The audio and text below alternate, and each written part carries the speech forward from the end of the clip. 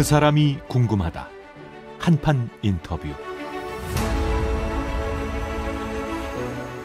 다음 주 종합부동산세, 종부세 고지서 발송 앞두고 있죠. 이런 가운데 윤석열 국민의힘 대선 후보가 종부세 전면 재검토를 또 꺼내서 논란입니다. 반면 이재명 민주당 대선 후보는 국토보유세를 신설해서 기본소득으로 돌려주겠다라고 말을 하고 있죠. 두 후보의 경제 공약 어떻게 봐야 될 것인가, 또 전문가 모시고 해석해보고 분석해보는 시간 갖겠습니다.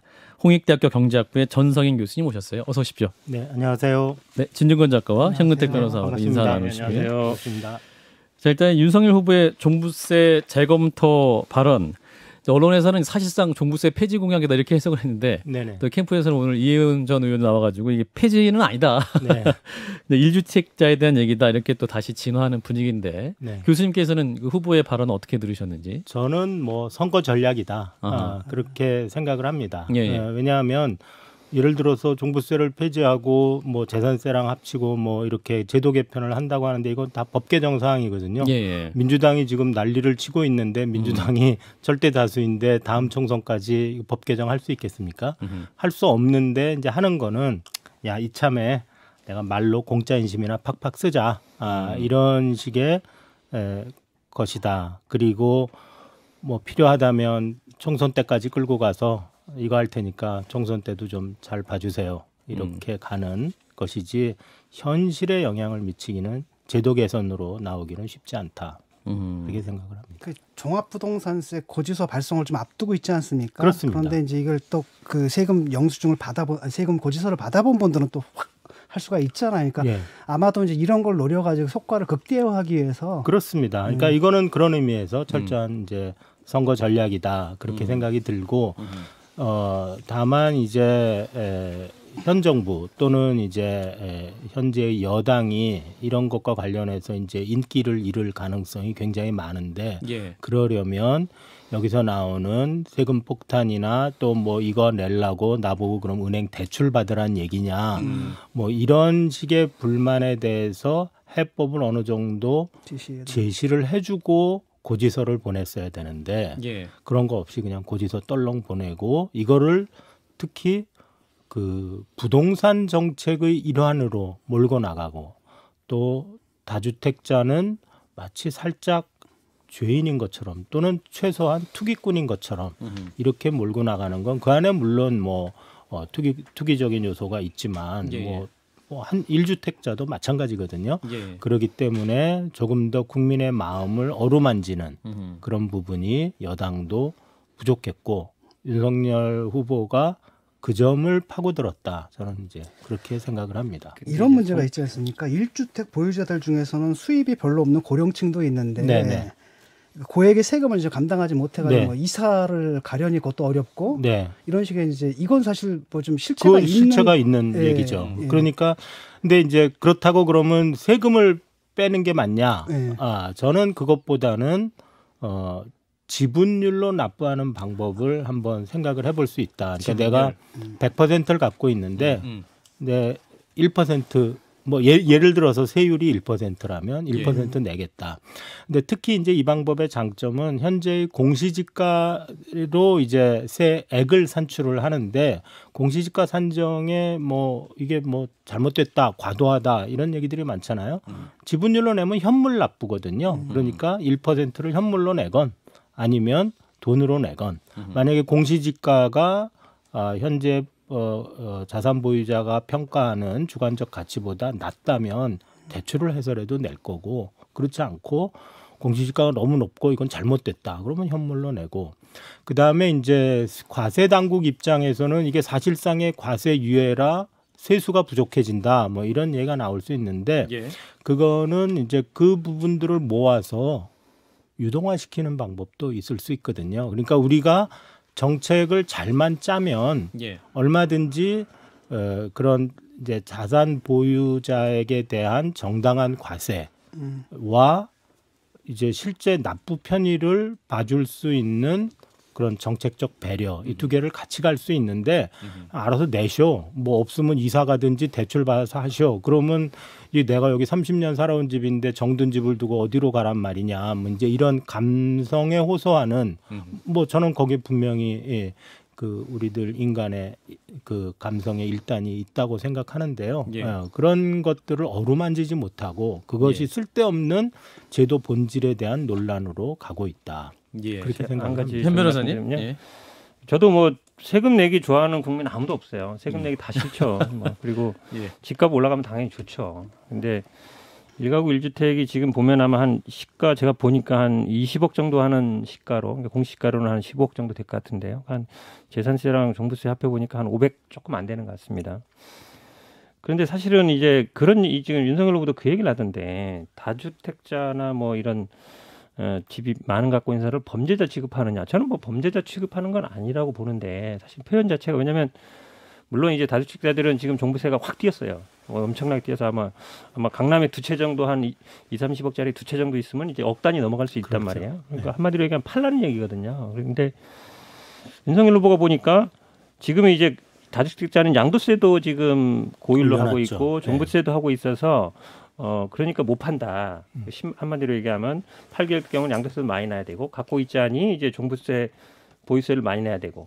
근데 사실은 이렇게 한 목적 자체가 그 당시에 유예기한 주면서 팔라고 한 거거든요. 근데 보유세도 낮추고 양도세도 낮춘다. 이게 이제 공약으로 얘기하는 거잖아요. 네, 말이 안 되는 거죠. 그러니까 그 부분에 대해 어떻게 생각하세요? 네, 말이 안 되는 거고요. 경제학자들의 정답은 이미 뭐 많이 얘기가 돼 있습니다. 양도세는 낮추고 보유에 대해서는 지금보다 훨씬 더 세율을 현실화하자. 현실화하자는 얘기는 이제 조금 더 많이 세금을 매기자는 거죠. 거래할 때는 그러니까 세금 적게 내게 하고 예, 이제 예, 보유한 그렇죠. 거에 대해서는 세금을 어느 많이 정도 내고 내게 그거는 내야 된다. 뭐 한 30년 전부터 나왔던 얘기고 거기에 대해서는 뭐 많은 이제 저는 물론 조세를 전공한 학자는 아닙니다만 예, 예. 많은 경제학자들이 그게 뭐 나갈 하나의 방향이다 이러고 있는데 만약에 이제 윤석열 후보가 진짜 양도세도 낮추고 자산 보유가세도 낮추겠다 그러면 작은 정부를 하든지 아니면 딴 데서 세금을 걷겠다는 얘기거든요. 예.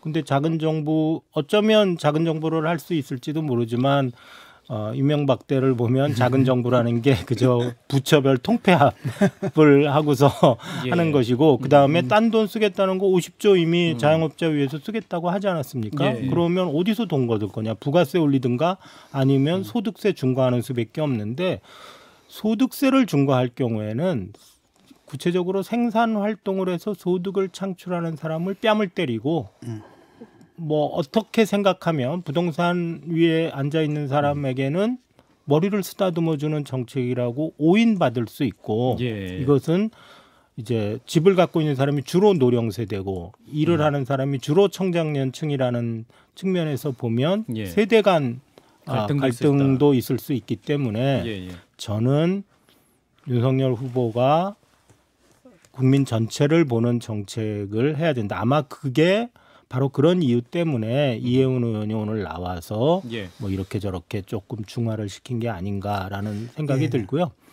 한 말씀만 더 드리면 이제 다주택자 중과 말씀하는데 저는 반대입니다. 다주택자 중과는 반대. 왜냐하면 그거는 똘똘한 한 채에 대한 과다한 수요, 이제 쏠림 현상을 갖고 올 수 있거든요. 강남의 대치동의 대형 아파트 값이 왜 비례 이상으로 올랐냐 하면 똘똘한 한 채 때문에 그런 거거든요. 그렇기 때문에 1가구 1주택자에게도 과세해야 되고 예. 다주택자에게도 과세하되 과세의 세율 차이가 너무 크지 않도록 물론 뭐 어느 정도 중과할 수는 있겠지만 그것이 사람의 행동을 왜곡할 정도로 중과가 되어서는 안 되고 이거는 국토를 보유하고 있는 자, 점유하고 있는 자에 대한 정당한 사용료 징수라는 차원에서 봐야지 예.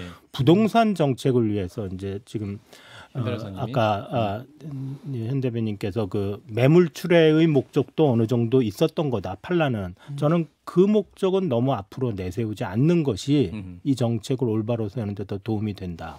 그러니까 이제 다주택 과세한 거는 이제 주택을 많이 갖고 있다 그 자체가 이제 약간 부동산 투기한다는 그 명제가 있기 때문에 그렇죠. 이제 그런 예. 건데 여러 채 갖고 있고 여러 채 뭐 그렇죠. 수여한다. 물론 뭐 한 사람이 뭐 20매체, 200매체 그렇죠. 갖고 있는 거를 뭐 설명할 수 있는 방법은 없죠. 예. 그러니까 뭐 어느 정도의 중과를 하거나 할 수 있지만 대부분의 사람이 뭐 두 채, 뭐 다주택자라고 해봐야 거기에 걸리는 대다수는 두 채, 세 채거든요. 예. 그것을 노리고 정책을 하는 것은 그렇게 좋은 방향 아니다. 평가를 받기 어렵다. 신 작가님. 예. 그 좀 윤 후보 말 중에서 조금 이해가 안 되는 부분이 있는데 종부세를 재산세에 통합한다 뭐 네. 이런 얘기거든요. 네. 이건 무슨 얘기입니까?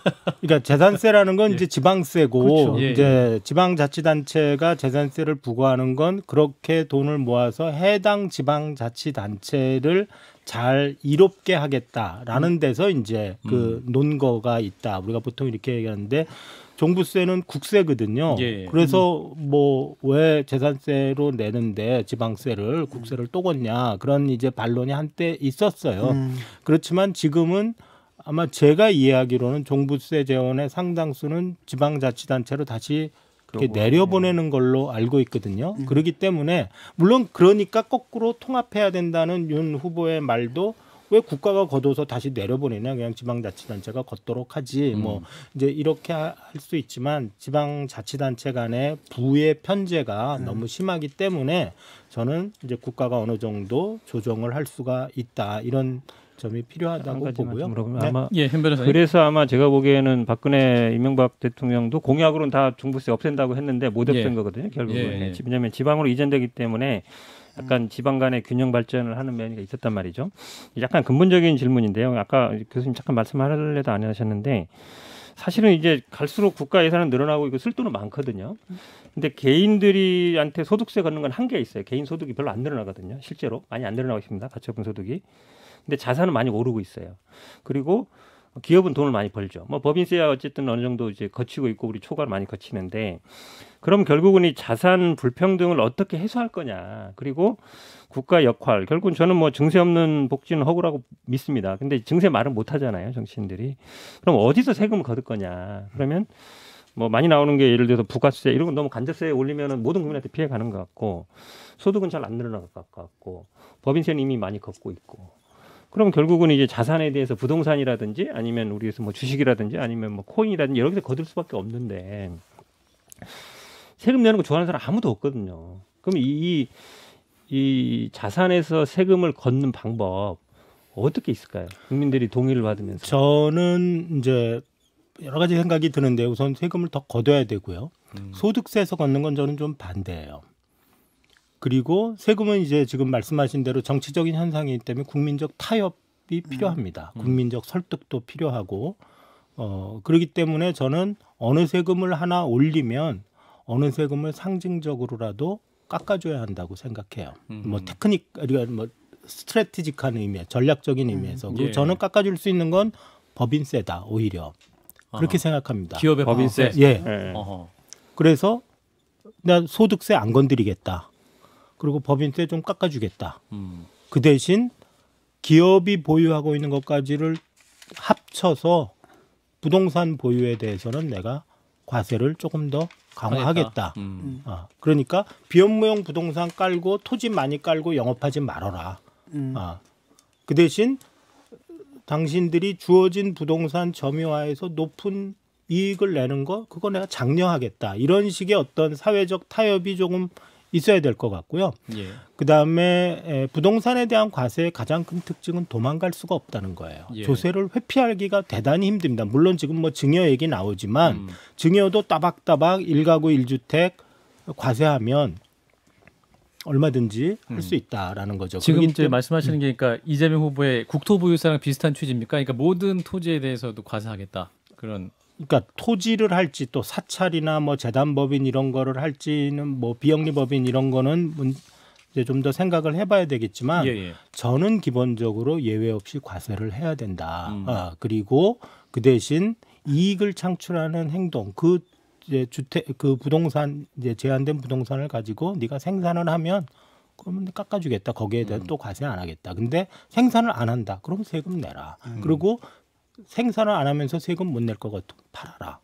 이제 이렇게 몰고 가는 게 정상적이고 부동산에 대한 과세는 아까도 말했듯이 회피가 불가능하기 때문에 조세 저항이 굉장히 심합니다. 다른 방법으로 피해갈 수가 없기 때문에. 예. 그러니까 사회적 타협을 해야 되고 사회적 타협을 할 수 있는 정치 세력은 저는 역설적으로 국민의힘이라고 생각해요. 자기의 컨스티튜언시의 상당수가 유주택자이기 때문에 이거 우리 해야지만 된다. 그리고 우리 다른 걸로 해서 이렇게 해서 하는 것이 당신들에게도 도움이 된다고 설득할 수 있지. 민주당은 쟤는 우리 적인데 뭐 가만히설로 이런 거를 돌파하기가 쉽지 않다는 거고요. 가상자산 과세 얘기 잠깐 나왔는데 저는 가상자산 과세는 현실적이지 않다고 생각합니다. 너무 쉽게 피해가는 방법이 굉장히 많기 때문에 예. 부동산에 대한 과세와는 굉장히 다르다. 그러니까 지금은 뭐 청년층에 대한 표 의식 때문에 과세를 유예한다고 그러는데 그것 이전에 가상자산에 대한 과세가 과연 현실적인가 하는 거 한번 생각해 볼 필요가 있지 않나. 시간이 이제 너무 없어서요. 진 작가님이 그 이재명 후보 관련 질문 좀 해주세요. 기본 그 국토보유세에 대해서 좀 얘기를 나눠보겠는데요. 일단은 종부세보다 좀 생소해가지고 이게 뭔가 개념 설명해 주시죠. 예, 이거 이재명 캠프에 계신 분이 나와서 설명해야지 될 것 같긴 한데 제가 그냥 언뜻 본 바로는 이제 아파트, 집 이런 것보다 뿐만 아니라 토지에도 과세를 하고 그 재원을 가지고 기본소득 지출에 재원으로 쓴다. 이렇게 두 가지 공약이 사실은 국토보유세 안에 이제 섞어 있는 것 같아요. 그러니까 모든 토지 소유자가 납세 대상이 되는 거죠. 네네. 그러니까. 근데 사실 뭐 사찰, 학원, 비영리법인 이런 것 우리나라 그 국립공원들 보면 불교 사찰 어마어마하게 땅 가지고 있거든요. 그거 다 예. 과세하겠다는 건지 불교하고 정면 승부하면서 그거 잘 모르겠어요. 뭐 좀 마이너한 포인트일 수도 있지만 그러나 기본소득 부분을 차치한다면 저는 그 스피릿 자체는 그 취지 자체는 공감할 수 있는 면이 있다 그렇게 생각을 합니다. 왜냐하면 국토라는 것이 사회적으로 희소한 자산이기 때문에 그 희소한 자산을 점유하는데 응분의 사회적인 대가를 조금 내라라는 것이니까 그 재원을 뭐에 쓰건 간에 예. 그런 의미가. 근데 좀 헷갈리는 게 이제 내가 이제 종부세를 내는데 근데 이제 국토보유세를 그럼 거기다 얹어지는 겁니까? 그게 지금 통폐합되는 민주당도 거죠. 왔다 갔다 하는 것 같은데요. 통폐합하는 것이 당론인지 아닌지 이렇게 언론 보도 오늘 나온 걸 보면 예. 이제 뭐 윤호중 원내대표 같은 경우에는 종부세 이거 절대 우리 지킨다. 그런데 또 다른 분은 이게 종부세랑 재산세랑 국토보유세랑 어떻게 할지 아직 당의 의견이 확정되지 않았다 이렇게 약간 여러 가지 그러니까 얘기가 나오는 것 같아요. 만약에 근데 이제 시간이 없어서요. 예. 정말 아깝습니다. 교수님 말씀 너무 재밌는데 다음에 다시 한번 모시겠습니다. 가능하시겠죠, 교수님? 네, 예. 네. 네, 오늘은 말씀 여기까지 드릴게요. 홍익대학교 경제학부의 전성현 교수님. 고맙습니다. 네, 감사합니다.